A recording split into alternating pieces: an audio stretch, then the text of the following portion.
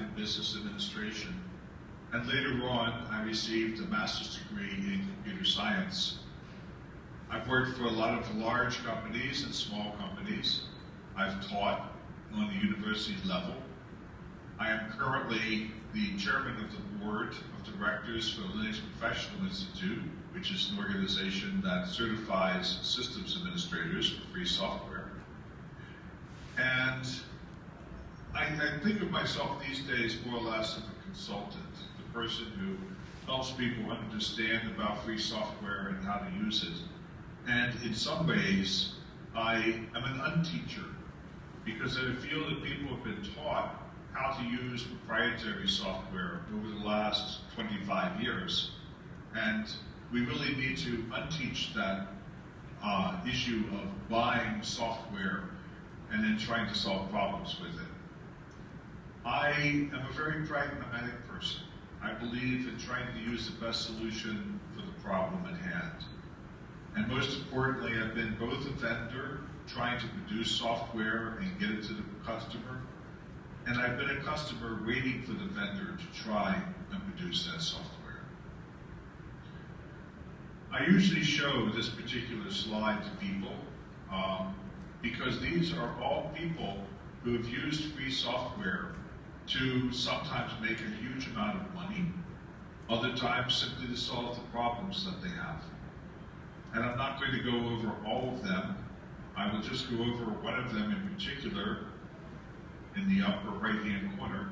His name is Eric Drummond, and he was a computer science student at the University of North Carolina. He, along with two other people, started a company which eventually became known as Red Hat Software. And it is one of the largest commercial companies that deals with pure software in the world. He is a multimillionaire from free software.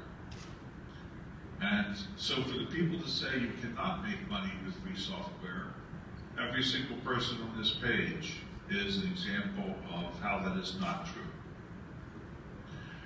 I'm going to go over a few things to give us some ideas of where we're coming from. And one of the things I'm going to talk about first is intellectual property as it is opposed to software. There's various types of intellectual property protections in various countries around the world. One of them is the concept of applying for a software patent. In other words, protection of an algorithm or idea, but there could be many different implementations of that idea. And all of them are protected underneath of a software patent. Software patents have a relatively short time period, usually between 17 and 20 years, depending upon the country that they're in. And it's one way of protecting people's ideas and work in software. Another way of protecting that is with software copyright. Depending on where you are in the world, you may have a copyright that is implicit. As soon as you write a piece of software, it is automatically covered by this concept of software copyright. There's also explicit copyright, where you go to the government and you say, I want to register my piece of software and this implementation of it. And then they will write it down, there will be a record of it. And if somebody comes and violates your copyright that is explicit, you may get 3 times or 4 times the penalty that you would get if they just violated your implicit copyright. This could be for a very long time period. In the United States, copyright is good for 120 years past the death of the original author. And so a lot of people complain that this is simply too long for a piece of software to be protected. Now, on the other side of this, there are software licenses. Once I have written a piece of software, and it belongs to me because of software copyright, I can then grant somebody a license to use that software for a specific purpose. or for any number of purposes. So the software license tells you legally what you can and cannot do with the software. How many people can use it at one time, how many people can use it overall. Is the software transferable? So for example, if I decide I no longer need this piece of software, can I sell it to somebody else and get my money back or a portion of my money back? The software license will determine whether you are allowed to reverse engineer the software or not, and the number of machines you put it on. If you're familiar with Microsoft software, they have what they call the end user life, or the EULA. And basically what this says is you don't even own the software. You basically rent the software, or you have the right to use the software for a certain period of time. We have a thing underneath the free software called the copyleft. And a lot of people think that this is kind of a play on words of the copyright, but what it is a specific license called the General Public License. It comes from the Free Software Foundation in the United States. And any piece of software might be licensed with 1, 2, or more licenses. You can have a piece of software that is a license with the GPL, and the copyright holder can say, oh, if you want to treat this another way or use it in a different fashion, I can license it to you with a different license that we will come to an agreement on. So the copyright holder, the person who owns the software, could license it with any number of licenses that they want to do. So with that, what is free software? And this is software which is licensed specifically under this GPL, General Public License, that's available from the Free Software Foundation. And when we talk about free in the English language, unfortunately, we have two different meanings. We could say that this is free, as in gratis, I give it to you, so you don't owe me any money. But we can also talk about it as free as in freedom, that you have the freedom to use the software for different purposes. And it's the second meaning that we mean when we say the GPL, that you have the freedom to read the source code and look at it and see how it works. You have the freedom to make changes to the source code that created the software. You have the freedom to redistribute those changes to anybody who needs it. And you have the freedom to use the software for any purpose whatsoever. In the early days of Linux and free software, there were a lot of people who said, oh, I don't want people to use my software for bad purposes. I don't want the government to use my free software for the military. I don't want banks to use my software for commercial purposes because banks are somehow evil. But because of the GPL, we realized that this was too limiting, because anybody who writes a piece of software and now starts to say where it can't be used means that it might not be able to be used for anything, that nobody would have any interest in the software. And so the GPL says that you are free to use the software for any purpose whatsoever. And the only thing you're not allowed to do with the software is to limit another person's freedoms.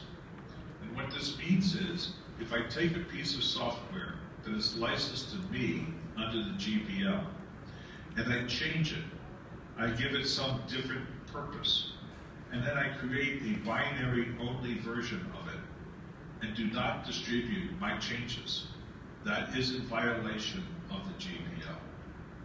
That you always have to make your source code changes available to the people you distribute the software to. Now, if you do not distribute the software, if you make the changes only for your own use, then you do not have to make those changes available. But you will see, as we go through this talk, that there's another reason why that is a bad idea. And so, the GPL is all about the freedoms that you have, under this software. Now, Richard Stallman, who created the GPL and created the Free Software Foundation, never said that you should not be able to make money writing software. In fact, he said that you should be able to sell software under the GPL if you want to. But the secret of this is the fact that because the source code is available, there's only so much you can charge for that software that you sell. And there are reasons why people will pay you money for supposedly free software, which we will see later on. Now, there are also other licenses that are available. These are a lot of times what we call open source licenses, not free software licenses. Other licenses that are open source are licenses that came from the University of California, Berkeley, called the BSD license. When it came from the Massachusetts Institute of Technology, the MIT license. We have one that is under certain languages called the artist language, and this is specifically used for something, a language called Perl. Mozilla, from the web browser and from the web server, they have their own license that has certain commercial meanings. And there are many more of these licenses, some of which are incompatible with each other, that you cannot mix them together in the same piece of software, that they will, one license will conflict with another one. And so an organization called the Open Source Initiative, or the Open Source Institute, was created to try and cut down on the number of licenses that were being created and come up with a list of about 20 different licenses that people should use when they try and create open source types of software. Another concept in this is the concept of public domain. This is software that has specifically been put out there with no license whatsoever, that the copyright holder has given up their copyright and has put their software into the public domain. Anybody can use that software for any purpose and is under no obligation to do anything for anybody else. So, the public domain is not really a license. It is another concept in the legality of software. The other final piece of intellectual property that goes along with software is called trademarks. And trademarks are like a lot of other trademarks where you can make a shoe, but that shoe, you cannot call it Nike unless, of course, you were Nike. You have food, which can be produced, and there may be a trademark on that food, like Chiquita Bananas or some other trademark that is a specific company with a specific brand. And these are to guarantee some type of goodness with the product. So, and this is the only intellectual property that the Free Software Foundation actually agrees with. So, if you want to have a trademark for your software, that's perfectly okay. It says that you are guaranteeing that software to do something. Now, outside of licenses, you also have software warranties. And the warranty for software usually says that it's going to work. However, from my experience, most of the time the software warranties are not really useful, because software is a very complex thing. Yes, if it doesn't work the way it's supposed to, most companies would love to be able to fix it and to be able to give you quality software that works. But usually when people have a software warranty, there's no real good safeguard for that warranty to do exactly what it's supposed to. And most of the time, when you read the software warranty and really think about it, you realize that the software warranty is really not worth anything. While we are talking about licensing, I'd like to talk a little bit about software piracy, which is the violation of a software license. And as a free software people, some free software people or open source people, they don't believe in the concept of software piracy because they say if software is free, then you can't steal it. I happen to believe in software piracy because I believe that it upsets a person or company's business plan. You go into making software, you go into making a product believing that you're going to be able to sell this product in a particular way, and if somebody steals the software from you or makes a copy of the software, then that's one less copy that you're going to sell. And this disrupts your plans to making that software. Maybe you will not then make enough money in the creation of the software to keep your business going, and then you will go out of business. And this has happened from time to time. This also tends to reduce the value of the software profession, and it teaches disrespect for other laws, because if you steal software, then perhaps you will steal a bicycle, or you will steal a car, or some other thing of value. Now, Saudi Arabia, I looked this up, and they pirate about 52% of the software that they use on the desktop, PC software.